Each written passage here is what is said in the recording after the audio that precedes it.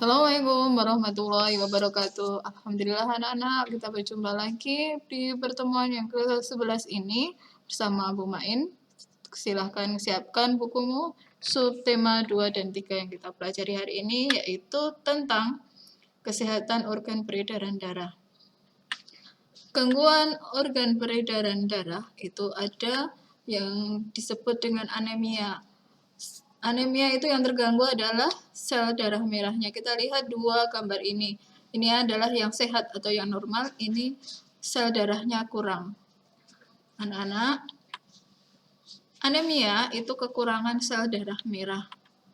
Gejala orang yang terkena anemia, lemah, pucat, lesu, kesemutan, dan jantung berdebar. Maka untuk terhindar dari anemia, makan yang mengandung zat besi. Gangguan pada organ peredaran berikutnya yaitu apa ya? Ini gambarnya yang sehat adalah seperti ini. Ada sel darah merahnya, ada sel darah putihnya. Tapi lihatlah di sebelah kanan ini. Ini sel darah putihnya banyak sekali. Berarti ini adalah penyakitnya karena sel darah putih, yaitu disebut leukemia. Leukemia itu kelebihan sel darah putih, hampir sama dengan anemia. Gejalanya lemah, lelah, kurang nafsu makan, nyeri tulang, pendarahan di kulit jika itu sudah parah.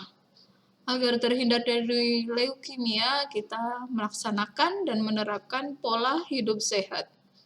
Berikutnya anak-anak yaitu apa ya? Ini adalah pembuluh darah sehat. Ini pembuluh darah yang ada plaknya.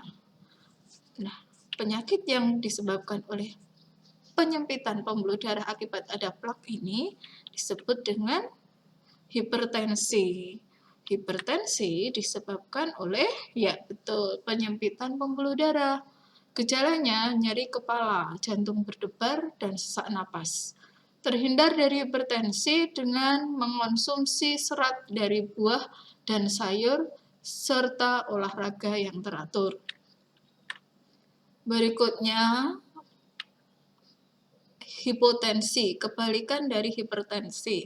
Hipotensi itu kita menyebutnya dengan tekanan darah rendah, yaitu tekanan darah di bawah normal. Tekanan darah yang sehat yaitu 120/80 mm Hg. Nah, kalau tekanan darah rendah itu di bawahnya, di bawah 90/60. Orang yang mengalami tekanan darah rendah akan pusing, lemas, mual, jantung berdebar, dan badan terasa dingin. Ingin terhindar dari tekanan darah rendah, maka harus makan bergizi, minum air putih, dan istirahat yang cukup. Ini adalah jantung yang mengalami gangguan. Jantung yang mengalami gangguan ini ditunjukkan oleh anak panah ini. Ini adalah katup yang tidak normal, tidak biasa. Disebut dengan penyakit jantung bawaan, yaitu kelainan katup jantung. Harusnya tidak ada katup di sini. Karena di sini ada katup, maka nanti darahnya akan bercampur antara darah yang mengandung oksigen dan karbon dioksida. Orang yang terkena jantung bawaan ini biasanya masih anak-anak, maka saluran pernapasannya akan infeksi dan pertumbuhannya itu tidak seperti teman-temannya, ukuran tubuh kecil. Jantung bawaan hanya bisa diatasi dengan melakukan operasi. Anak-anak, berikutnya adalah stroke. Stroke itu pembuluh darahnya tersumbat, jadi darah tidak bisa mengalir melewati pembuluh ini. Ini adalah pembuluh darah yang menuju ke otak. Stroke penyumbatan pembuluh darah ke otak, akibatnya kelumpuhan atau tidak bisa bergerak. Stroke bisa disembuhkan dengan operasi dan menghindari makanan berlemak dan asin. Anak-anak, ini adalah penyakit jantung koroner. Penyakit jantung koroner adalah penyempitan pembuluh darah arteri di jantung. Kalau yang normal adalah seperti ini. Darah akan mengalir dengan lancar. Tapi karena ada plak di arterinya, maka darahnya akan sedikit mengalami gangguan. Akibatnya nanti penyumbatan arteri jantung, yaitu gejala nyeri kepala, jantung berdebar, dan sesak napas.